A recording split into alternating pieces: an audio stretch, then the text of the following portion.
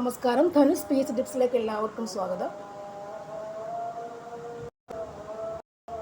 2025 നടന്ന women's police constable തസ്തികയിലേക്കുള്ള എക്സാമിൻ്റെ final ആൻസറൊക്കെയാണ് നമ്മൾ നോക്കുന്നത് ഇവിടെ.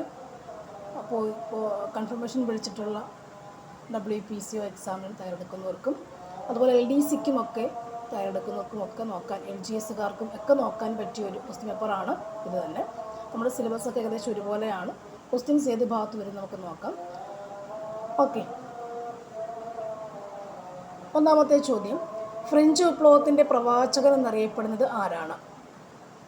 ആൻസർ ഓപ്ഷൻ സി ആണ്, റൂസോ ആണ് ഫ്രഞ്ച് വിപ്ലവത്തിൻ്റെ പ്രവാചകൻ. ഫ്രഞ്ച് വിപ്ലവത്തിൻ്റെ പ്രവാചകൻ എന്നറിയപ്പെടുന്ന ആരാണ്? റൂസോ ആണ് ഫ്രഞ്ച് വിപ്ലവത്തിൻ്റെ പ്രവാചകർ. വോൾട്ടയർ എന്ന് പറയുന്നത് ആരാണ്? വോൾട്ടയർ പുരോഹിതന്മാരുടെ ചൂഷണത്തെ പരിഹസിച്ച ചിന്തകനാണ്. ആര്? വോൾട്ടയർ.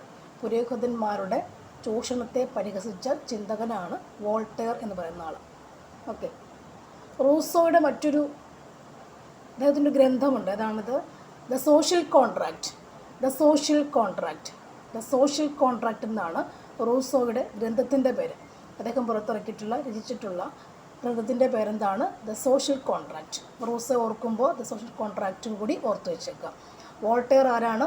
പുരോഹിതന്മാരുടെ ചൂഷണത്തെ പരിഹസിച്ച ചിന്തകനാണ് വോൾട്ടയർ എന്ന് പറയുന്നത്, അല്ലേ?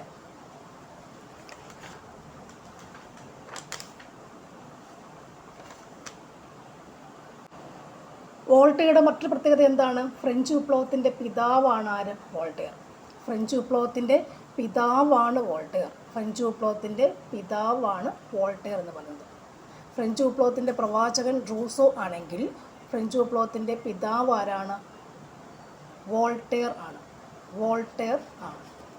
ഓക്കെ, അടുത്ത ചോദ്യത്തിലേക്ക് പോവാം. ഏത് തിരുവിതാംകൂർ രാജാവിൻ്റെ ഭരണകാലത്താണ് പണ്ടാരപ്പാട്ട വിളംബരം പുറപ്പെടുവിച്ചത്? ആൻസർ ഓപ്ഷൻ ബി, ആയില്യം തിരുനാൾ. ആയില്യം തിരുനാൾ മഹാരാജാവിൻ്റെ ഭരണകാലത്താണ് പണ്ടാരപ്പാട്ട് വിളംബരം പുറപ്പെടുവിച്ചത്. ആയില്യം തിരുനാൾ മഹാരാജാവിൻ്റെ ഭരണകാലത്താണ് പണ്ടാരപ്പാട്ട് വിളംബരം പുറപ്പെടുവിച്ചത്. എന്നാണ് പണ്ടാരപ്പാട്ട് വിളംബരം? ആൻസർ എന്നാണ്? 1865 പണ്ടാരപ്പാട്ട് വിളംബരം. 1865 പണ്ടാരപ്പാട്ട് വിളംബരം. നെക്സ്റ്റ് വൺ, റഷ്യൻ വിപ്ലവം നടന്ന വർഷം ഏതാണ്? ആൻസർ ഓപ്ഷൻ ഡി ആണ്, 1917 റഷ്യൻ വിപ്ലവം. 1917 റഷ്യൻ വിപ്ലവം നടക്കുക. ലോകത്തിൽ സോഷ്യലിസം എന്ന ആശയം വ്യാപിക്കാൻ കാരണമായ വിപ്ലവമാണെന്ത്? റഷ്യൻ വിപ്ലവം. ലോകത്തിൽ സോഷ്യലിസം എന്ന ആശയം വ്യാപിക്കാൻ കാരണമായ വിപ്ലവമാണ് റഷ്യൻ വിപ്ലവം.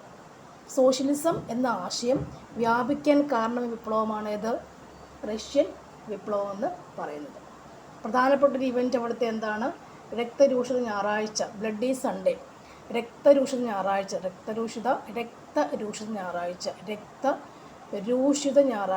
ബ്ലഡി സൺഡേ എന്ന് പറയാം. ബ്ലഡി സൺഡേ ഏത് ഇവൻ്റ്? ഇവിടെ വരുന്ന ഇവൻ്റാണ് നമ്മുടെ ഈ റഷ്യൻ വിപ്ലവത്തിൽ വരുന്ന ഒരു സംഭവമാണ്. അടുത്ത ചോദ്യം, 1957 വിപ്ലവവുമായി ബന്ധപ്പെട്ട താഴെ പറയുന്നതിൽ തെറ്റായ പ്രസ്താവനകൾ ഏതെല്ലാം? ആൻസർ ഓപ്ഷൻ സി ആണ്, ഒന്നാമത്തേതും മൂന്നാമത്തേതും തെറ്റായ പ്രസ്താവനയാണ്. ഇവിടെ നമുക്കല്ലേ 1957 വിപ്ലവം പൊട്ടിപ്പുറപ്പെട്ടത് മീററ്റിലാണ്, നമുക്കറിയാവുന്നതാണ് അല്ലേ. 3 തെറ്റാണ്.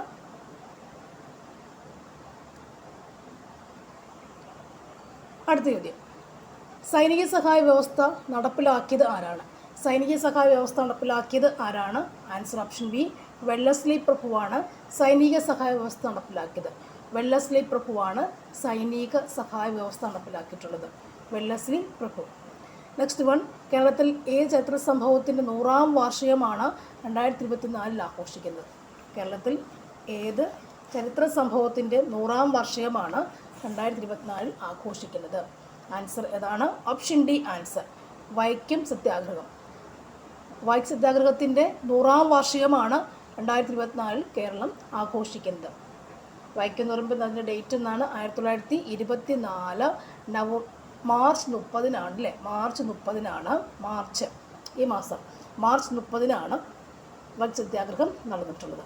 എൻ്റെ 100-ാം വാർഷികമാണ് 24-ൽ ആഘോഷിക്കുന്നത്. ഓക്കെ, അപ്പോൾ ഇവിടെ ക്ഷേത്രപ്രവേശന വിളംബരം വർഷം ഏതാണ്? 1936 ക്ഷേത്രപ്രവേശന വിളംബരം. നവംബർ 12 1936 നവംബർ 12 ക്ഷേത്രപ്രവേശന വിളംബരം എന്ന് പറയുന്നത് അല്ലേ.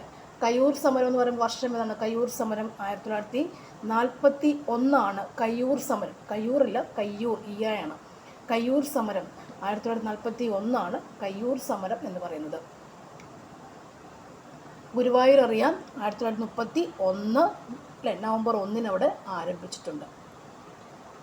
ഓക്കെ, 31 നവംബർ 1 ഗുരുവായൂർ സത്യാഗ്രഹം ആരംഭിക്കുന്നത്.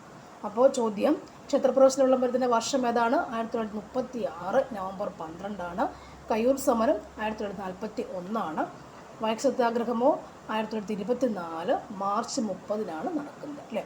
അതിൻ്റെ 100-ാം വാർഷികമാണ് 2024 ആഘോഷിക്കപ്പെടുന്നത്.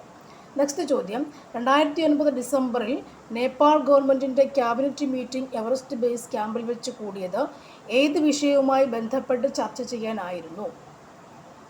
ആൻസർ ഓപ്ഷൻ സി, മൂന്നാമത്തതാണ് ശരിയായിട്ടുള്ളത്. ഏത് വിഷയമാണ്? കാലാവസ്ഥാ വ്യതിയാനങ്ങളും ഹിമാനികളുടെ ഉരുകലും അല്ലേ. ഇവിടെയുണ്ട് ക്യാബിനറ്റ് മീറ്റിംഗ്, നേപ്പാൾ ഗവൺമെൻറ്റിൻ്റെ ക്യാബിനറ്റ് മീറ്റിംഗ് ഇതിനെ പറ്റിയുള്ളായിരുന്നു. കാലാവസ്ഥാ വ്യതിയാനങ്ങളും ഹിമാനികളുടെ ഉരുകലുമാണ്. കാലാവസ്ഥാ വ്യതിയാനങ്ങളും ഹിമാനികളുടെ ഉരുകലുമാണ് അന്ന് 2009 ബേസ് ക്യാമ്പിൽ വെച്ച്, എവറസ്റ്റ് ബേസ് ക്യാമ്പിൽ വെച്ച്, അതാണ് പ്രത്യേകത.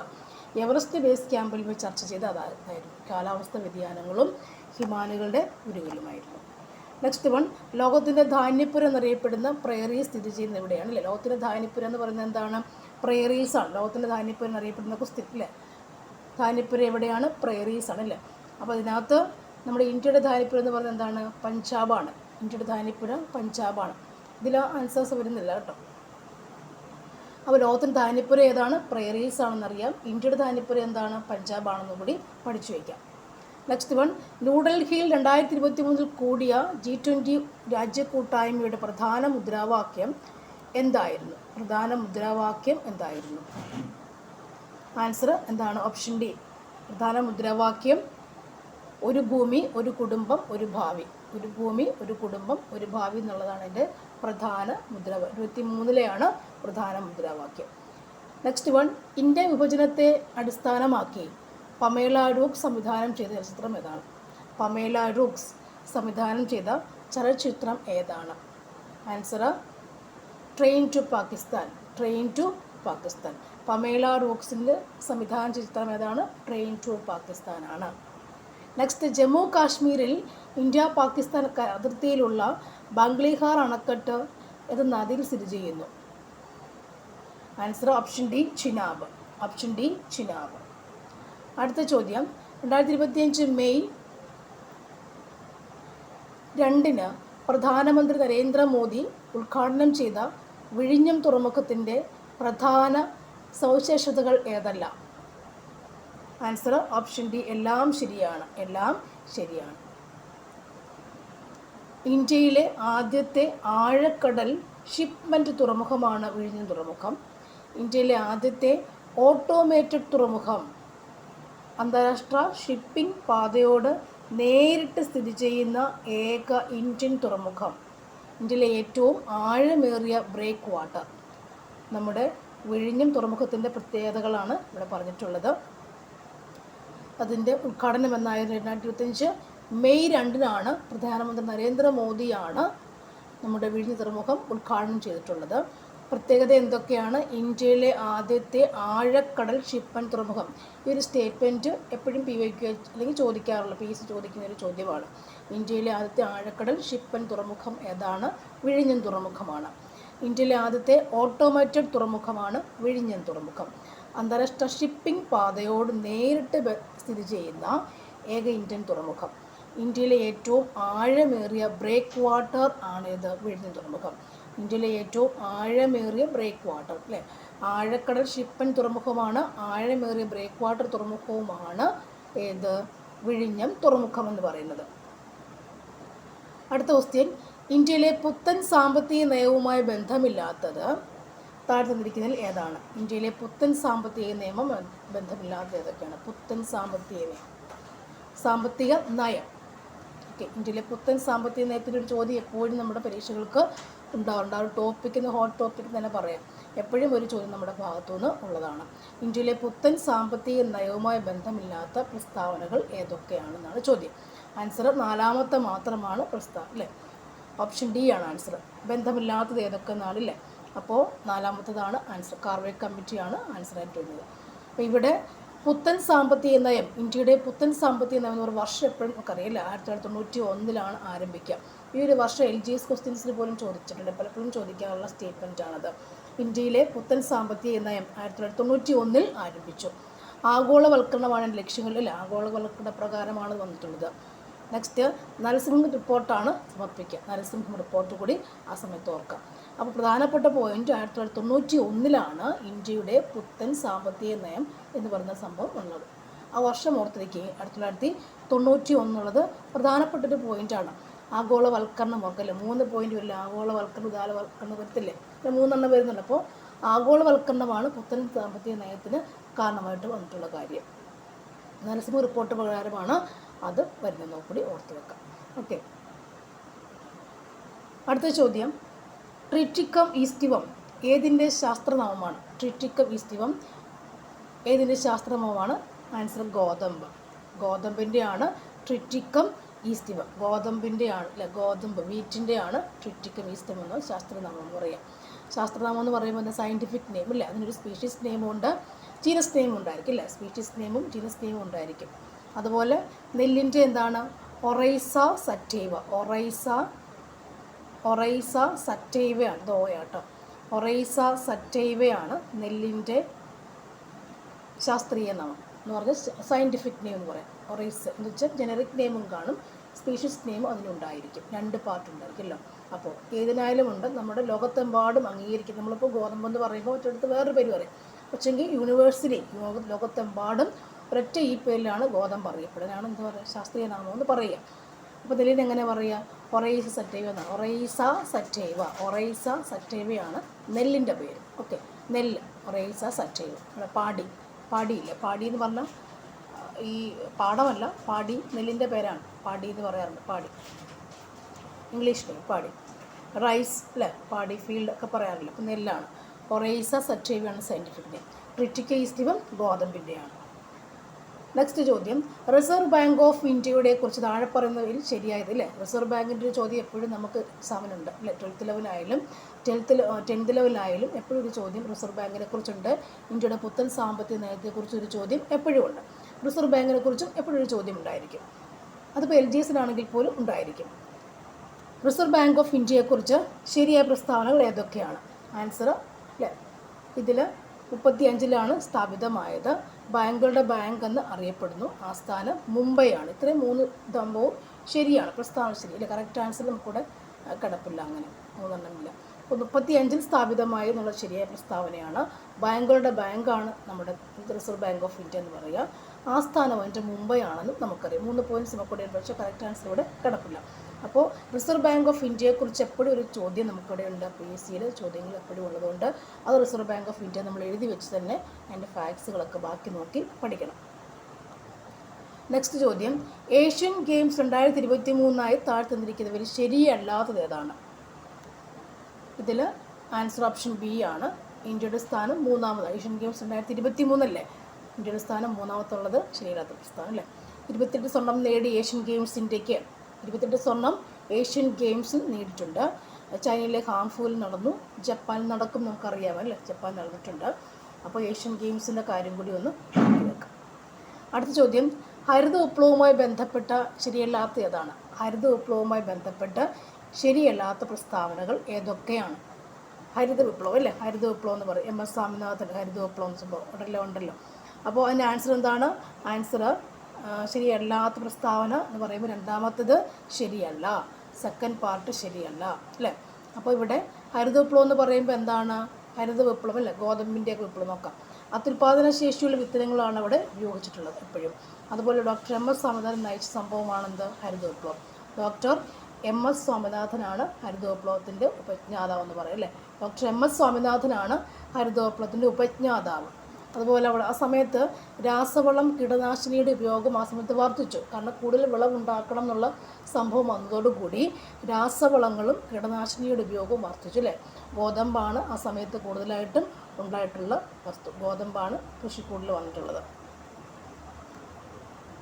അടുത്തത് അമൃതക്കാൽ എന്ന ആശയവുമായി ബന്ധമില്ലാത്ത പ്രസ്താവന ഏതാണ്? അമൃതക്കാൽ എന്ന ആശയം ബന്ധമില്ലാത്തത് എന്താണ്? അമൃതക്കാൽ.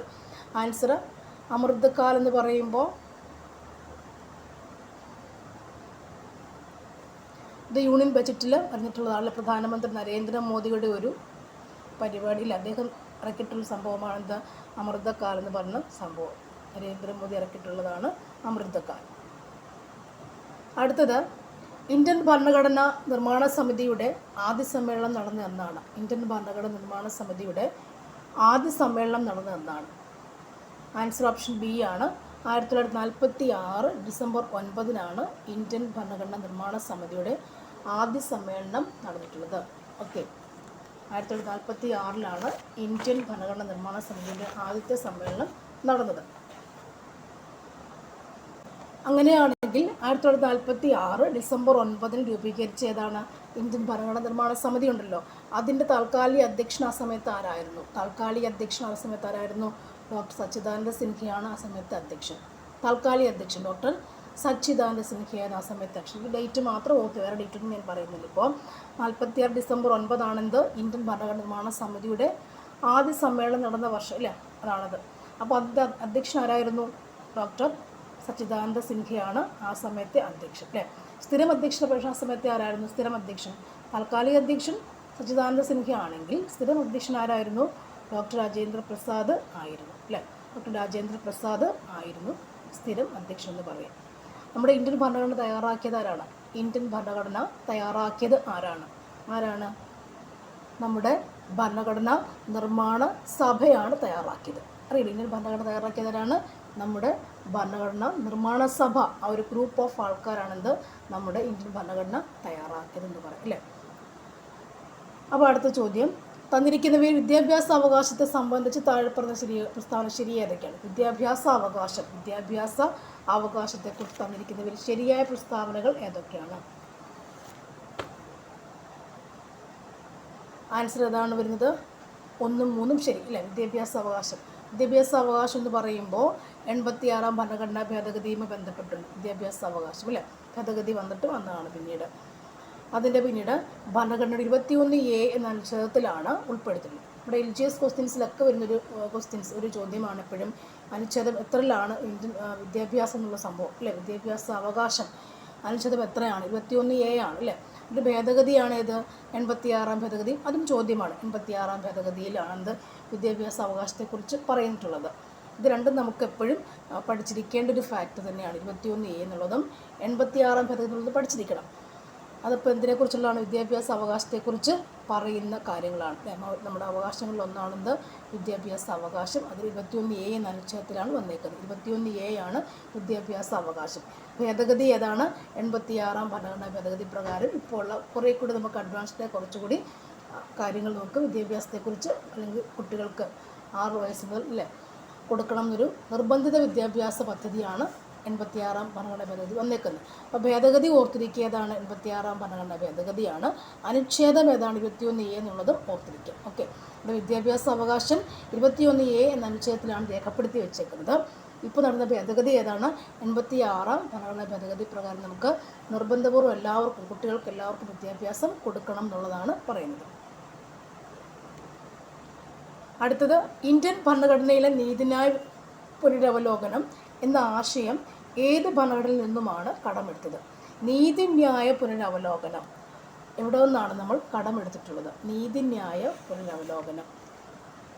ആൻസർ ഓപ്ഷൻ ഡി ആണ്, അമേരിക്കയാണ്. നീതിന്യായ പുനരവലോകനമാണ് എവിടുന്ന്? അമേരിക്കയിൽ നിന്നാണ് നമ്മൾ കടമെടുത്തത്. നീതിന്യായ പുനരവലോകനം അമേരിക്കയിൽ നിന്നാണ് നമ്മൾ കടമെടുത്തിട്ടുള്ളത് അല്ലേ.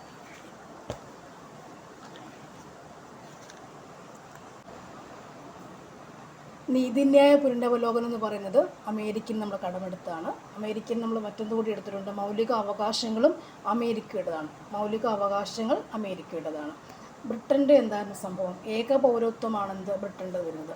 ഏകപൗരത്വം എന്ന സംഭവമാണ് ബ്രിട്ടനുമായി ബന്ധപ്പെട്ടുള്ളത്. ഏകപൗരത്വം 1955 പൗരത്വ നിയമം പറയാറില്ലേ?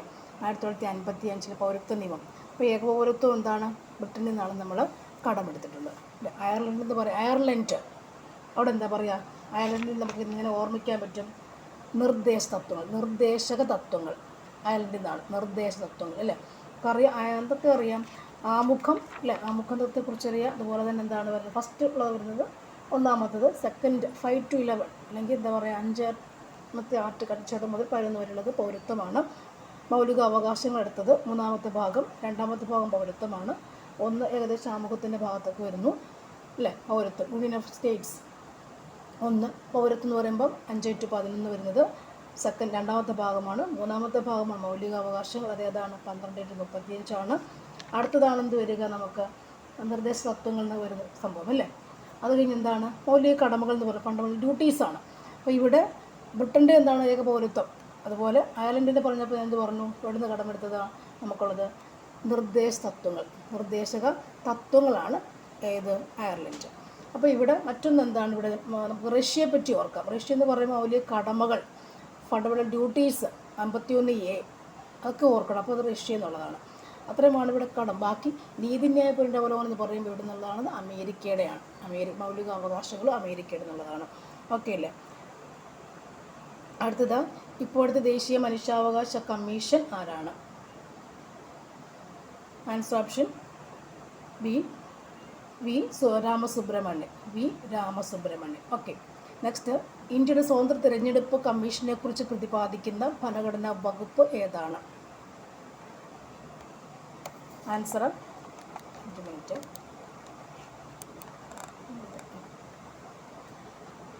ഓപ്ഷൻ സി 324 ഇന്ത്യയുടെ സ്വതന്ത്ര തിരഞ്ഞെടുപ്പ് കമ്മീഷനെക്കുറിച്ച് പ്രതിപാദിക്കുന്ന ഭരണഘടനാ വകുപ്പാണ് 324 വകുപ്പ് എന്ന് പറയുന്നത്. 324 വകുപ്പ് എന്ന് പറയുന്നത്. അടുത്ത ചോദ്യം, തന്നിരിക്കുന്ന പ്രസ്താവനകളിൽ സ്വത്തവകാശത്തെക്കുറിച്ച് ശരിയല്ലാത്തത് എന്തൊക്കെയാണെന്നുള്ളത് കണ്ടെത്തുക. അവിടുത്തെ ആൻസർ ഓപ്ഷൻ എ ആണ്. 1ഉം 2ഉം ശരിയല്ലെന്നാണ് പറയുന്നത്. 1ഉം 2ഉം ശരിയല്ല അല്ലേ? 1ഉം 2ഉം ശരിയല്ല എന്നാണ്. ഓക്കെ. ഒന്നാമത്തെ ശരിയല്ല, രണ്ടാമത്തതും ശരിയല്ല. ഓക്കെ. നമുക്ക് 42ാം ഭരണഘടനാ ഭേദഗതി വഴിയല്ല എന്ത് വന്നേക്കുന്നത്? സ്വത്തവകാശം. അതേതാണ്? 44 നമുക്ക് നല്ലോണം അറിയാം അല്ലേ? 44ാം ഭരണഘടനാ ഭേദഗതി വഴിയാണ് 44ാം ഭരണഘടനാ ഭേദഗതി വഴിയാണ് സ്വത്തവകാശം നമുക്ക് മൗലിക അവകാശമാക്കി മാറ്റുള്ളത്. അപ്പോൾ 42 അല്ല, ഇതെന്താണ്? ആമുഖത്തെ പറ്റിയുള്ള സംഭവം അല്ലേ? മിനി കോൺസ്റ്റിറ്റ്യൂഷനാണ് എന്ത് 42 എന്ന് പറയുന്നത്. മിനി കോൺസ്റ്റിറ്റ്യൂഷനാണ് 42 എന്ന് പറയുന്ന സംഭവം അല്ലേ? ഇനി 200A ആണോ? അല്ലല്ലോ, അത് 300A അല്ലേ സംഭവം നിൽക്കുക. അതോട് തെറ്റെന്ന് നമുക്ക് അറിയാം. അപ്പോൾ 2 ഫാക്ട്സ് നമുക്ക് 44 300Aയുമാണ് സ്വത്തവകാശം എന്ന് നമുക്ക് അറിയാമെങ്കിൽ 2 ഫാക്ട് നമുക്ക് കട്ട് ചെയ്ത് കളയാം. തെറ്റാണ് നമുക്ക് ഉറപ്പിച്ച് പറയാൻ കഴിയില്ല. അപ്പോൾ ഇവിടെ ശരിയായ ഫാക്ട്സ് ഏതാണ്? 1973 സുപ്രീം കോടതി വിധി പ്രകാരം സ്വത്തവകാശം ഭരണഘടനയുടെ അടിസ്ഥാന ഘടന ഉൾപ്പെടുന്നില്ല എന്നുള്ള ഫാക്റ്റ് കൂടി ഒന്ന് പഠിച്ചു വെച്ചേക്കണം. ഓക്കെ. അപ്പോൾ അടുത്ത ചോദ്യം, വോട്ടവകാശം 21 നിന്നും 18 വയസ്സാക്കി മാറ്റിയ ഭരണഘടനാ ഭേദഗതി ഏതാണ്? ആൻസർ ഓപ്ഷൻ ബി ആണ്. 1989 61ാം ഭേദഗതി അല്ലേ?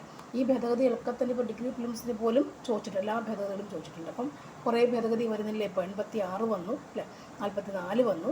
ഇപ്പോൾ എന്താണ്? 61ാം ഭേദഗതി പ്രകാരവും വന്നിട്ടുണ്ട്. അതിൻ്റെ പ്രസ്താവന എന്താണ്?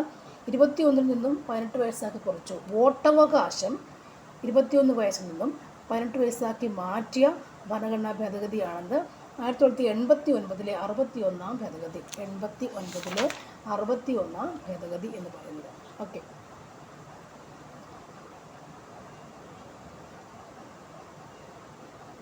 അപ്പോൾ നമ്മളെപ്പോഴും ഓർക്കേണ്ട മറ്റൊരു ഭേദഗതി ഉണ്ട്. ഏതാണത്? 52ാം ഭേദഗതി. 52ാം ഭേദഗതി എന്താണ് അറിയുമോ? 52ാം ഭേദഗതി കൂറുമാറ്റ നിരോധന നിയമം അല്ലേ? കൂറുമാറ്റ നിരോധന നിയമമാണ്. പാർലമെൻറ്റുകളെ കുറിച്ചൊക്കെ പഠിക്കുന്ന സമയത്ത് കൂറുമാറ്റ നിരോധന നിയമത്തെക്കുറിച്ച് പറയുന്നുണ്ട്. ആ ഭേദഗതിയാണ് 52ാം ഭേദഗതി. കൂറുമാറ്റ നിരോധന നിയമമാണെന്ത് 52ാം ഭേദഗതി എന്ന് പറയുന്നത്. അടുത്ത ചോദ്യത്തിലേക്ക് പോവാം. സംസ്ഥാന ലിസ്റ്റിൽ ഉൾപ്പെട്ടൊരു വിഷയം ദേശ താൽപ്പര്യത്തിന് വേണ്ടി യൂണിയൻ ലിസ്റ്റിലേക്കോ കൺട്രോൾ ലിസ്റ്റിലേക്കോ മാറ്റുന്നതിന് അംഗീകാരം നൽകേണ്ടത് ഡാഷാണ്. ആരംഗീകാരം കൊടുക്കണം? ആൻസർ ഇവിടെ ഉണ്ടോ? ഇല്ല. ഇല്ല, ആരംഗീകാരം കൊടുക്കണം? കൺട്രോൾ ലിസ്റ്റിൽപ്പെട്ടോ മാറ്റുന്നതിന് വേണ്ടി ആര് ചെയ്യണം അത്? ഇത് രണ്ടും കൂടി വരുന്ന എവിടെയാണ്? സെൻട്രലിലേക്കാണ് വരിക. അതായത് കേന്ദ്രത്തിനാണ് അതിൻ്റെ അധികാരമുള്ളത്. കേന്ദ്രത്തിനാണ് അതിൻ്റെ അധികാരമുള്ളത്.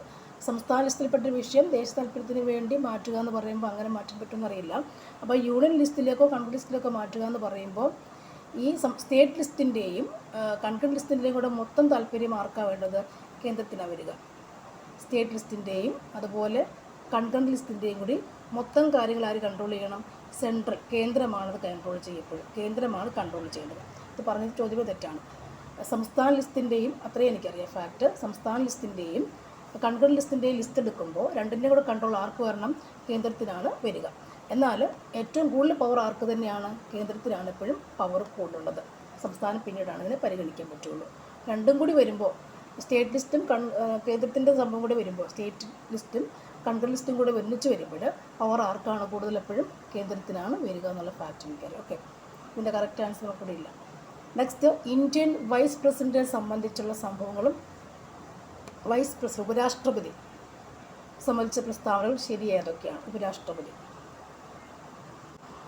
ചോദ്യം ഇന്ത്യൻ വൈസ് പ്രസിഡന്റിനെ സംബന്ധിച്ച് പ്രസ്താവന ശരിയേതൊക്കെ എന്നുള്ളതാണ് ആൻസർ. കൂടെ ശരിയായിട്ടുള്ള ആൻസർ കറക്റ്റ് കാണുന്നില്ല. എന്നാൽ ഇന്ത്യൻ വൈസ് പ്രസിഡന്റിന് ഉപരാഷ്ട്രപതി എന്ന് പറയുമ്പോൾ അദ്ദേഹത്തിൻ്റെ ആർട്ടിക്കിൾ വരുന്ന എവിടെയാണ്? 63 മുതൽ 63 to 71 ഉപരാഷ്ട്രപതിയെക്കുറിച്ച് പറയുന്ന ആർട്ടിക്കിൾ. ഉപരാഷ്ട്രപതി എന്ന് പറയുന്നത് ഇന്ത്യക്ക് ഒരു ഉപരാഷ്ട്രപതി ഉണ്ടായിരിക്കണം എന്ന് പറയുന്ന ആർട്ടിക്കിൾ ഏതാണ്? 63. ഇന്ത്യക്ക് ഒരു ഉപരാഷ്ട്രപതി ഉണ്ടായിരിക്കണം എന്ന് പറയുന്ന ആർട്ടിക്കിൾ ഏതാണ്? ആർട്ടിക്കിൾ 63 പറയുക. ആർട്ടിക്കിൾ 63. തിരഞ്ഞെടുക്കപ്പെടുന്ന ആരാണ് ഇദ്ദേഹത്തിന്? ഒരു ഇലക്ടറൽ കോളേജ് വേണം. ഇലക്ടറൽ കോളേജാണ് എന്ത്? വൈസ് പ്രസിഡന്റ് എന്ന് പറഞ്ഞ ആ ഒരു ഇതിനെ നമ്മുടെ ഉപരാഷ്ട്രപതി തിരഞ്ഞെടുക്കപ്പെടുക. ഇലക്ടറൽ കോളേജാണ് തിരഞ്ഞെടുക്കപ്പെടുവാൻ വേണ്ടി. എന്ന് വെച്ചാൽ ആരൊക്കെ ആയിരിക്കണം? എല്ലാ ലോക്സഭാ അംഗങ്ങളും എല്ലാ രാജ്യസഭാ അംഗങ്ങളും സംസ്ഥാനങ്ങളിൽ നിയമസഭാംഗങ്ങൾക്ക് വോട്ടവകാശമൊന്നുമില്ല. പക്ഷേങ്കിൽ എല്ലാ ലോക്സഭാ അംഗങ്ങളും എല്ലാ രാജ്യസഭാ അംഗങ്ങളും ഒക്കെ എന്തിനു വേണം? ഈ ഇലക്ടറൽ കോളേജിൽ വൈസ് പ്രസിഡന്റ് തിരഞ്ഞെടുക്കാന്ന് വെച്ചാൽ ഒരു ഉപരാഷ്ട്രപതി തിരഞ്ഞെടുക്കാൻ വേണ്ടി ആവശ്യമുണ്ട്. എല്ലാ ലോക്സഭാ അംഗങ്ങളും എല്ലാ രാജ്യസഭാ അംഗങ്ങളും ഇതിനു വേണ്ടി ഒരുമിക്കേണ്ടതാണ്. അദ്ദേഹത്തിൻ്റെ യോഗ്യത എന്തൊക്കെയാണ്? മത്സരിക്കാൻ വേണ്ടി ഉപരാഷ്ട്രപതി യോഗ്യത എന്തൊക്കെയായിരിക്കണം? യോഗ്യത എന്താണ്? ഇന്ത്യൻ പൗരനായിരിക്കണം ഒന്ന്. മറ്റൊന്നെന്താണ്? 35 വയസ്സ് പൂർത്തിയായിരിക്കണം. അതുപോലെ ഒരു രാജ്യസഭാംഗത്തിന് ഉള്ള എല്ലാ യോഗ്യത അദ്ദേഹത്തിനും ഉണ്ടായിരിക്കണം. മറ്റൊരു ആദായം പറ്റുന്ന പദവികൾ അദ്ദേഹത്തിന് ഉണ്ടാവരുത്. ശമ്പളം പറ്റുന്ന പദവികൾ, ആദായം പറ്റുന്ന പദവികളൊന്നും അദ്ദേഹത്തിന് ഉണ്ടാവരുത്. ഇനി ഇവിടെ പറഞ്ഞേക്കുന്ന ഇംപീച്ച്മെൻ്റ് എന്ന സംഭവം പറയുന്നല്ലോ, അങ്ങനെ ഒരു സംഭവമല്ല. അദ്ദേഹത്തിനെ വൈസ് പ്രസിഡന്റിനെ പുറത്താക്കാനുള്ള നടപടികൾ ആരംഭിക്കുന്ന സഭ ഏതാണ്? രാജ്യസഭയാണ്. അദ്ദേഹത്തിന് ഉപരാഷ്ട്രപതിയെ പുറത്താക്കണമെങ്കിൽ ആ നടപടികൾ ആരംഭിക്കുന്ന എവിടെ നിന്നുമായിരിക്കണം? ആദ്യം രാജ്യസഭയിൽ നിന്നാണിത് ആരംഭിക്കുക. ഉപരാഷ്ട്രപതിയെ വൈസ് പ്രസിഡന്റിനെ പുറത്താക്കാനുള്ള നടപടി ക്രമം ആരംഭിക്കുന്ന സഭ ഏതാണ്? രാജ്യസഭയാണ്. എന്നാൽ ഈ വൈസ് പ്രസിഡന്റിന് തൻ്റെ രാജിക്കത്ത് ആർക്ക് കൊടുക്കാൻ പറ്റുന്നുണ്ട്? പ്രസിഡന്റിന് കൊടുക്കാമല്ലോ. അദ്ദേഹത്തിൻ്റെ രാജിക്കത്ത് സമർപ്പിക്കുന്ന ആർക്കാണ്? പ്രസിഡന്റിന് കൊടുക്കാൻ പറ്റും പക്ഷേങ്കിൽ ഇദ്ദേഹത്തെ പുറത്താക്കൽ നടപടികൾ ആരംഭിക്കുന്ന എവിടെ നിന്നാവണം? ഈ ഇംപീച്ച്മെൻ്റ് പറയുമ്പോൾ ഞാൻ പറഞ്ഞതാണ്, പുറത്താക്കേണ്ട സംഭവം ആരംഭിക്കുന്ന എവിടെ നിന്നായിരിക്കണം? രാജ്യസഭയിൽ നിന്നാണ് ഇതിൻ്റെ സംഭവങ്ങൾ ആരംഭിക്കുക അവിടെ അതുപോലെ ഭൂരിപക്ഷമുണ്ട്, പ്രമേയം പാസ്സാക്കണം അങ്ങനെ വന്ന് കുറച്ച് പുറത്താക്കുന്നതിന് മുൻപ് അദ്ദേഹത്തിന് ഒരു 14 ദിവസത്തെ നോട്ടീസ് കൊടുക്കേണ്ടതുമൊക്കെയുണ്ട്. ഇംപീച്ച്മെൻറ്റിൻ്റെ സംഭവം പെട്ടെന്ന് കൊടുക്കുന്നതല്ല, പുറത്താക്കുന്ന സംഭവമില്ല. രാജ്യസഭ അതിനെക്കുറിച്ച് ചർച്ച ചെയ്യുന്നു പിന്നീട് 14 ദിവസം മുന്നേ അദ്ദേഹത്തിന് നോട്ടീസ് കൊടുക്കുകയൊക്കെ ചെയ്യും. ഓക്കെ, അപ്പോൾ അദ്ദേഹത്തിന് എന്ത് വേണമെങ്കിലും ചെയ്യാമല്ലോ. അപ്പോൾ അതാണ് അങ്ങനെ. ഓക്കെ, ഇനി ഇദ്ദേഹത്തിന് കടമ ശരിക്കും എന്താ? ഉപരാഷ്ട്രപതിയുടെ കടമ ശരിക്കും എന്താണ്? പാർലമെൻറ്റിൽ അംഗമല്ലാതെ പാർലമെൻറ്റിലെ ഒരു സഭയായ രാജ്യസഭയ്ക്ക് അധ്യക്ഷത വഹിക്കുന്ന ഒരാളാണ് എന്ത്? ഉപരാഷ്ട്രപതി. പാർലമെൻറ്റ് അംഗമല്ലാത്ത പാർലമെൻറ്റിലെ ഒരു സഭയായ രാജ്യസഭയ്ക്ക് അധ്യക്ഷത വഹിക്കുന്ന ഒരാളാണെന്ത്? ഉപരാഷ്ട്രപതി എന്ന് പറയും. ഇദ്ദേഹം പാർലമെൻറ്റിൽ അംഗമല്ലാത്തത് കൊണ്ട് അദ്ദേഹത്തിന് സഭയിൽ എന്തില്ല? വോട്ടവകാശവുമില്ല. അംഗമല്ലാത്തത് കൊണ്ട് സഭയിൽ വോട്ടവകാശവും ഇദ്ദേഹത്തിന് ഇല്ല എന്നുള്ളതാണ് പറയേണ്ടത്. ഓക്കെ, അപ്പോൾ അടുത്ത ചോദ്യത്തിലേക്ക് പോവാം. നെക്സ്റ്റ്, ലോക തണ്ണീർത്തട ദിനം എന്നാണ്. തണ്ണീർത്തട ദിനം എന്നാണ്. ആൻസർ ഓപ്ഷൻ ബി ഫെബ്രുവരി 2 ആണ് തണ്ണീർത്തട ദിനം. അതെപ്പോഴും ചോദിക്കുന്നൊരു റിപ്പീറ്റ് ചോദ്യങ്ങളുണ്ട്. നോക്കാം. നെക്സ്റ്റ് ചോദ്യം, സംസ്ഥാന ധനകാര്യ കമ്മീഷനെ കുറിച്ച് പ്രതിപാദിക്കുന്ന നിയമങ്ങൾ തന്നിരിക്കുന്നതിൽ നിന്ന് കണ്ടെത്തുക. സംസ്ഥാന ധനകാര്യ കമ്മീഷൻ. ആൻസർ ഓപ്ഷൻ ഡി ആണ്. 1ഉം 2ഉമാണ് വരിക. 1ഉം 2ഉമാണ് അതിൻ്റെ ഉത്തരമായിട്ട് വരിക. 1994 കേരള പഞ്ചായത്ത് രാജ് നിയമം സെക്ഷൻ 186 സംസ്ഥാന ധനകാര്യ കമ്മീഷനെ കുറിച്ച് പ്രതിപാദിക്കുന്ന നിയമങ്ങളാണ് അല്ലേ. 1994 കേരള പഞ്ചായത്ത് രാജ് നിയമം സെക്ഷൻ 186 ഒരെണ്ണം. നെക്സ്റ്റ് വരുന്നത് ഇതാണ് ഉത്തരം. ഏത്? 1994 കേരള മുനിസിപ്പാലിറ്റി നിയമം സെക്ഷൻ 205 എന്താണ്? സംസ്ഥാന ധനകാര്യ കമ്മീഷനുകളെ കുറിച്ച് പ്രതിപാദിക്കുന്ന നിയമങ്ങളാണ് അല്ലേ. സംസ്ഥാന ധനകാര്യ കമ്മീഷനാണ് കേട്ടോ, ദേശീയമല്ല, സംസ്ഥാന ധനകാര്യ കമ്മീഷനാണ്. അതായത് 1994 ഓർത്തുള്ളൂ. വർഷം അങ്ങനെ ഓർക്കാം, ഇപ്പം കഴിഞ്ഞിട്ടേ ഉള്ളൂ ഓർക്കാം. 94 പണ്ടത്തെ അല്ല ഇപ്പോഴത്തെയാണ്. 94 കേരള പഞ്ചായത്ത് രാജ് നിയമം സെക്ഷൻ 186 നിയമങ്ങളുണ്ട് അവിടെ. 94 കേരള മുനിസിപ്പാലിറ്റി നിയമം സെക്ഷൻ 205 186 205 ഓർത്തിരിക്കാം. വർഷം 1994. അപ്പോൾ സ്റ്റേറ്റ് സംസ്ഥാന ധനകാര്യ കമ്മീഷൻ എന്ന് പറയുമ്പോൾ വർഷം ഓർക്കേണ്ട ഏതാണ്? 1994. ഇതൊക്കെ LGS ലെവലിൽ പോലും ചോദിക്കുന്നതാണ്. 94 വർഷം. കേരള പഞ്ചായത്ത് രാജ് നിയമമുണ്ട്, കേരള മുനിസിപ്പാലിറ്റി നിയമമുണ്ട് അല്ലേ. പഞ്ചായത്ത് രാജ് എന്ന് പറയുമ്പോൾ ഏതാണ് വരുന്നത്? സെക്ഷൻ 186 വരിക. മുനിസിപ്പാലിറ്റി എന്ന് പറയുമ്പോൾ ഏതാണ് വരിക? സെക്ഷൻ 205 വരിക എന്നുള്ളത് സെപ്പറേറ്റ് അങ്ങനെ ഓർത്തിരിക്കണം. ഓക്കെ അല്ലേ? ശരി. എന്നാൽ നെക്സ്റ്റ് വൺ, കേരള ദുരന്ത നിവാരണ അതോറിറ്റി രൂപം കൊണ്ട വർഷം. കേരള ദുരന്ത നിവാരണ അതോറിറ്റി രൂപം കൊണ്ട വർഷം ഏതാണ്? Answer 2007 May 4. 2007 മെയ് 4. ഞാനൊരു പുതിയ പ്ലേലിസ്റ്റ് ഉണ്ടാക്കിയിട്ടുണ്ട്. അതിൽ പഴയ ക്വസ്റ്റ്യൻസ് ഒക്കെ 2019 വരെയുള്ള ക്വസ്റ്റ്യൻസ് ഉണ്ട് പുതിയതായിട്ടുള്ളത്. അതുകൂടി കാണാം. നല്ല ക്വസ്റ്റ്യൻസ് അതിനകത്ത് കിടപ്പുണ്ട്. വീണ്ടും അതൊന്നും എടുത്തിടാൻ പറ്റില്ല. അതുകൊണ്ട് അതൊന്നുകൂടി വീണ്ടും എടുത്ത് കാണുക. Next one, Kerala panchayat Raj act നിലവിൽ വന്ന ഏത് വർഷമാണ്? കേരള പഞ്ചായത്ത് രാജ് ആക്ട് നിലവിൽ വന്നത് ഏത് വർഷമാണ്? ആൻസർ കണ്ടില്ലേ, 94 അല്ലേ. 1994 April 23. 94 April 23 Kerala panchayat Raj act. Kerala panchayat Raj act 1994 April 23 panchayat Raj act. അടുത്ത ചോദ്യം, മലമ്പനിയുടെ പ്രധാന ലക്ഷണമാണ് ഒന്നിടവിട്ട ദിവസങ്ങളിൽ വരുന്ന വിറയലോട് കൂടിയ പനി. ഇതിന് കാരണം താഴെ കൊടുത്തിരിക്കുന്നവയിൽ ഏതാണ്? ആൻസർ ഓപ്ഷൻ സി ആണ്. ഹീമോസോയിൽ എന്ന് പറയുന്നു. ഹീമോസോയിൽ അല്ലേ. ഹീമോസോയിൽ. നമ്മുടെ ഹീമോഗ്ലോബിൻ ഏതാണ്? മലമ്പനി മലേറിയ അല്ലേ. മലേറിയ ഹീമോസോയിൽ എന്നാണ് പറയുന്നത്. ഹീമോഫീലിയ എന്ന അസുഖം നമുക്ക് ജനിതക രോഗമാണെന്ത്? ജനിതക രോഗമാണെന്ത്? ഹീമോഫീലിയ എന്നുള്ളത് ജനിതക രോഗമാണ്. ഹീമോഫീലിയ എന്താണ്? ജനിതക രോഗമാണെന്ത്? ഹീമോഫീലിയ എന്ന് പറയാം അല്ലേ. ബ്ലഡ് റിലേറ്റഡ് ആയിട്ടുള്ള അസുഖം എന്ന് വെച്ച് കഴിഞ്ഞാൽ ബ്ലഡ് ക്ലോട്ട് ചെയ്യാത്ത അവസ്ഥയാണെന്ത്? രക്തം കട്ട പിടിക്കാത്ത അവസ്ഥയാണ് ഹീമോഫീലിയ എന്ന് പറയുന്നത് അല്ലേ. ഹീമോഗ്ലോബിൻ എന്ന് പറയുന്നത് ആരാണ്? ഹീമോഗ്ലോബിൻ എന്ന് പറഞ്ഞാൽ HB ആരാണ്? നമ്മുടെ ബ്ലഡിനകത്തുള്ള അല്ലേ ചുവപ്പ് നിറം കൊടുക്കുന്ന വർണ്ണവസ്തു. അതായത് അണുരക്താണുക്കൾ കാണപ്പെടുന്ന, ചുവന്ന രക്താണുക്കൾ കാണപ്പെടുന്ന ചുവപ്പ് നിറം കൊടുക്കുന്ന വർണ്ണവസ്തു, അല്ലെങ്കിൽ രക്തത്തിന് ചുവപ്പ് നിറം കൊടുക്കുന്ന വർണ്ണവസ്തുവാണെന്ത്? ഹീമോഗ്ലോബിൻ അല്ലേ. അതെവിടെയാണ് കാണുക? RBCയിലാണ് ഹീമോഗ്ലോബിൻ കാണപ്പെടുക. ഓക്കെ അല്ലേ. അടുത്ത ചോദ്യം, HIV ബാധ കണ്ടെത്താൻ വേണ്ടി ചെയ്യുന്ന ടെസ്റ്റ് ഏതാണ്? Answer ELISA test. ELISA test. Okay. Next, പ്രസവശേഷം ആദ്യമായി ഉൽപ്പാദിപ്പിക്കുന്ന മുലപ്പാലാണ് കൊളസ്ട്രോൾ. ഇതിലടങ്ങിയിരിക്കുന്ന ഇമ്മ്യൂണോഗ്ലോബുലിൻ ഏതാണ്? Answer option A IgA. IgA immunoglobulins. അങ്ങനെ IgA കുറേ എണ്ണമുണ്ട്. കൊളസ്ട്രോൾ എന്ന് പറയുന്നത് നമ്മുടെ മുലപ്പാലില്ല, മഞ്ഞ കളറിൽ വരുന്ന മുലപ്പാൽ ഫസ്റ്റ് അടങ്ങിയിരിക്കുന്നുണ്ട്. ഇമ്മ്യൂണിറ്റി കൊടുക്കുന്ന സംഭവമില്ല, രോഗപ്രതിരോധ ശേഷി കൊടുക്കുന്നതാണെന്താ? ഈ IgA എന്നുള്ള ഇമ്മ്യൂണോഗ്ലോബുലിൻ. രോഗപ്രതിരോധ ശേഷി കൊടുക്കുന്നതാണ് IgA എന്നുള്ള ആ ഇമ്മ്യൂണോഗ്ലോബുലിൻ എന്നുള്ള സംഭവം. IgA ആണ് അടങ്ങിയിരിക്കുന്നത്, കൊളസ്ട്രോളിൽ അടങ്ങിയിട്ടുള്ളത്. ഓക്കെ. രക്തത്തിലെ ഗ്ലൂക്കോസിൻ്റെ നില നിയന്ത്രിക്കുന്ന ഹോർമോൺസ് ഏതൊക്കെയാണ്? ഗ്ലൂക്കോസിൻ്റെ നില നിയന്ത്രിക്കുന്ന ഹോർമോണുകൾ ഏതൊക്കെയാണ്? ആൻസർ ഇൻസുലിൻ ആൻഡ് ഗ്ലൂക്കോൺ എന്ന് പറയും അല്ലേ. ഇൻസുലിൻ ഗ്ലൂക്കോൺ എവിടെ നിന്ന് വരുന്നതാണ്? ആഗ്നേയഗ്രന്ഥിയിൽ, പാൻക്രിയാസ് എന്ന് പറയും. ആഗ്നേയഗ്രന്ഥി ഉൽപ്പാദിപ്പിക്കുന്ന പാൻക്രിയാസിലുള്ള ആഗ്നേയഗ്രന്ഥി ഉൽപ്പാദിപ്പിക്കുന്ന രണ്ട് ഹോർമോൺസാണ് എന്ത്? ഇൻസുലിനും ഗ്ലൂക്കഗോണും. ആഗ്നേയഗ്രന്ഥിയിൽ ആൽഫ കോശങ്ങളും ബീറ്റാ കോശങ്ങളും ഉണ്ടല്ലേ, അവർ ഉൽപ്പാദിപ്പിക്കുന്നതാണ് എന്ത്? ഇൻസുലിനും ഗ്ലൂക്കഗോൺ എന്ന് പറയും. ഇൻസുലിൻ്റെ ഫംഗ്ഷൻ രണ്ടുപേരും കൂടെ നിൽക്കുമ്പോൾ എന്താവുക?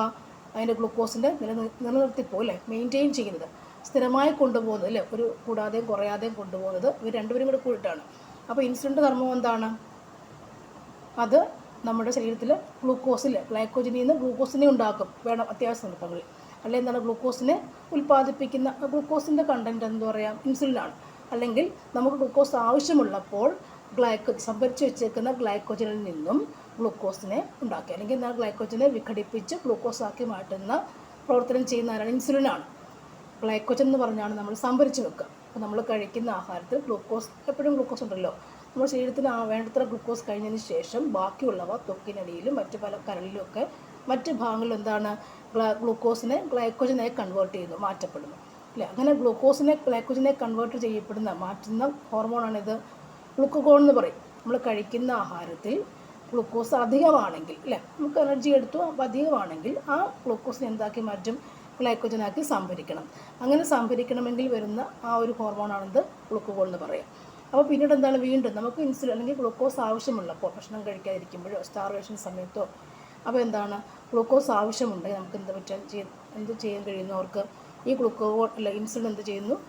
ഗ്ലൈക്കോജനെ വിഘടിപ്പിച്ച് ഗ്ലൂക്കോസ് ആക്കി മാറ്റും. അതാണ് അതിൻ്റെ ഫംഗ്ഷൻ. അപ്പോൾ ഗ്ലൈക്കോജനെ വിഘടിപ്പിച്ച് ഗ്ലൂക്കോസ് ആക്കുന്നതാണ് ആര്? ഇൻസുലിനും.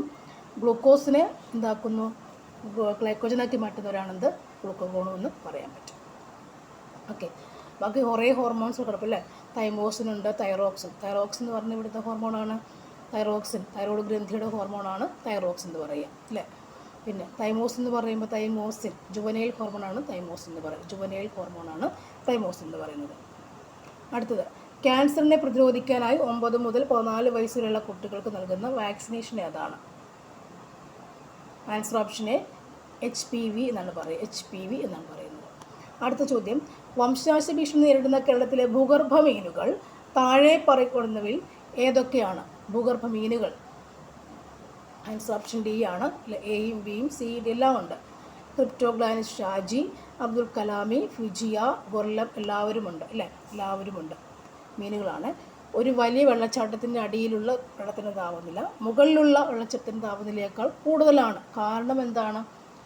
കാരണം ആൻസർ ഓപ്ഷൻ ബി ആണ്. വീഴുന്ന വെള്ളത്തിൻ്റെ ഗതികോർജ്ജ താപമായി പരിവർത്തനം ചെയ്യപ്പെടുന്നു. അതാണ് അതിൻ്റെ ആൻസർ. ഓക്കെ, അതാണ് അതിൻ്റെ ആൻസർ. നെക്സ്റ്റ് ചോദ്യത്തിലേക്ക് പോവാം. അന്തരീക്ഷ മർദ്ദത്തിൽ നിന്നുള്ള വെള്ളം 100 ഡിഗ്രി സെൽഷ്യസ് തിളയ്ക്കുന്നു. മർദ്ദം കുറഞ്ഞാൽ എന്ത് സംഭവിക്കും? അതിന് അന്തരീക്ഷ മർദ്ദത്തിൽ വെള്ളം 100 ഡിഗ്രി സെൽഷ്യസ് തിളയ്ക്കുന്നു. മർദ്ദം കുറഞ്ഞാൽ അതിനെന്ത് സംഭവിക്കുന്നു? ആൻസർ കുറഞ്ഞ താപനിലയിൽ തിളയ്ക്കും. മർദ്ദം കുറഞ്ഞാൽ എന്ത് ചെയ്യും? കുറഞ്ഞ താപനിലയിൽ തിളയ്ക്കുന്നു. ഓക്കെ, അടുത്ത ചോദ്യത്തിലേക്ക് പോവാം. താഴെ പറയുന്നവയിൽ പ്രകാശത്തിൻ്റെ സ്വഭാവം അല്ലാത്തത് ഇവിടെ ഏതാണ്? അല്ലാത്തത് ഡി മാത്രമാണ്. ഓക്കെ, പ്രകാശം നമുക്ക് എന്ത് ചെയ്യാം? ശൂന്യതയിലൂടെ സഞ്ചരിക്കാൻ കഴിയുന്നു. പ്രകാശം ശൂന്യതയിലൂടെ സഞ്ചരിക്കുന്നു. നിശ്ചിത വേഗതയുണ്ടതിന്, ഊർജം വഹിച്ചു കൊണ്ടുപോകാൻ കഴിയുകയും ചെയ്യും. പ്രകാശത്തിൻ്റെ സ്വഭാവങ്ങളാണ്. അടുത്തത്, സ്റ്റാർഷിപ്പ് ബഹിരാകാശ പേടകം ഏത് ബഹിരാകാശ ഏജൻസിയാണ് നിർമ്മിച്ചത്? സ്റ്റാർഷിപ്പ് ബഹിരാകാശ പേടകം space X. Answer space X ആണ് നിർമ്മിച്ചിരിക്കുന്നത്. Space X. സ്റ്റാർഷിപ്പ് നിർമ്മിച്ചത് ആരാണ്? സ്പേസ് എക്സ് ആണ്. സ്റ്റാർഷിപ്പ് നിർമ്മിച്ചത് സ്പേസ് എക്സ് ആണ്. നെക്സ്റ്റ് ചോദ്യം, സോഡിയം കാർബണേറ്റ് ലായനിയുടെ pH മൂല്യം എത്രയാണ്? ആൻസർ 7ന് മുകളിലാണ് സോഡിയം കാർബണേറ്റ് ലായനിയുടെ pH മൂല്യമെന്ന് പറയുന്നത്. അറ്റോമിക സംഖ്യ 23 മൂലകം ആവർത്തന പട്ടികയിൽ ഏത് ബ്ലോക്കിൽ പെടുന്നു? ആൻസർ ഡി ബ്ലോക്കിൽ പെടുന്നു. 23 അറ്റോമിക സംഖ്യയുള്ള മൂലകം ഡി ബ്ലോക്കിൽ ഉൾപ്പെടുന്നു. 23 ഡി ബ്ലോക്കിലാണ് വരിക. 90 ഗ്രാം ജലത്തിൽ എത്ര മോൾ അടങ്ങിയിട്ടുണ്ട്? ആൻസർ ഓപ്ഷൻ എ ആണ്, 5 ഗ്രാം. ഇലക്ട്രിക് അയൺ ബോക്സിലെ ഹീറ്റിംഗ് എലമെൻറ്റ് നിർമ്മിക്കാൻ ഉപയോഗിക്കുന്ന ലോഹസങ്കരം ഏതാണ്? ചോദ്യം, നല്ല ചോദ്യം. ഇലക്ട്രിക് അയൺ ബോക്സിലെ ഹീറ്റിംഗ് എലമെൻറ്റ് നിർമ്മിക്കാൻ ഉപയോഗിക്കുന്ന ലോഹസങ്കരം ഏതാണ്? നിക്രോമാണ്. ഇലക്ട്രിക് അയൺ ബോക്സിൻ്റെ ഏതാണ്?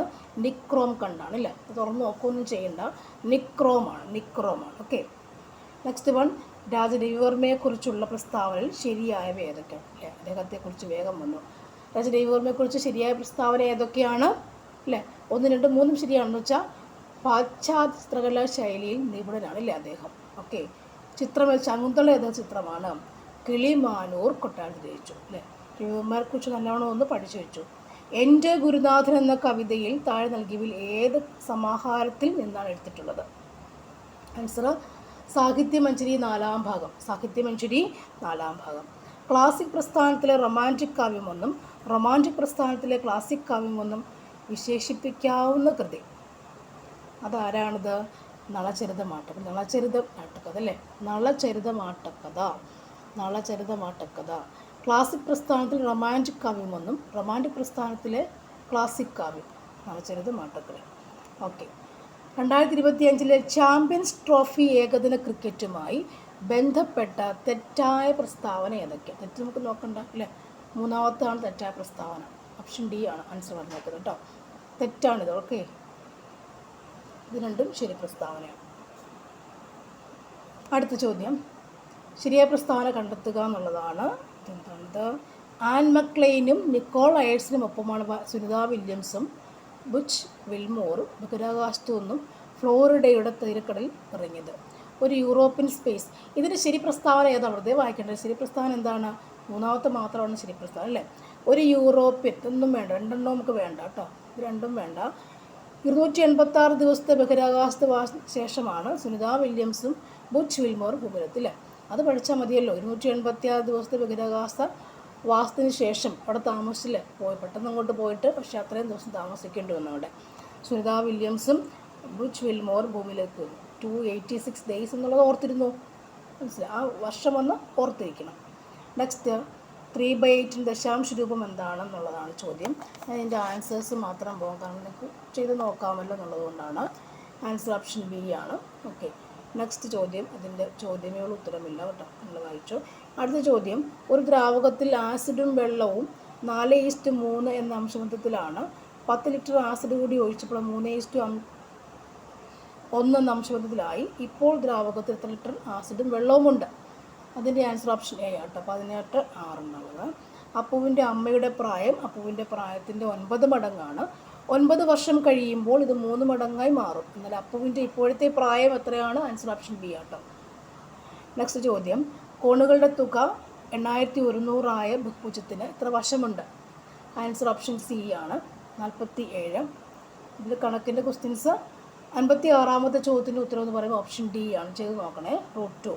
ഒരു ക്ലോക്കിലെ സമയം 10:30 ആണെങ്കിൽ മിനിറ്റ് സൂചി മണിക്കൂർ സൂചിയും തമ്മിലുള്ള കോണളവിൻ്റെ അല്ലേ എത്രയായിരിക്കും? 11/2.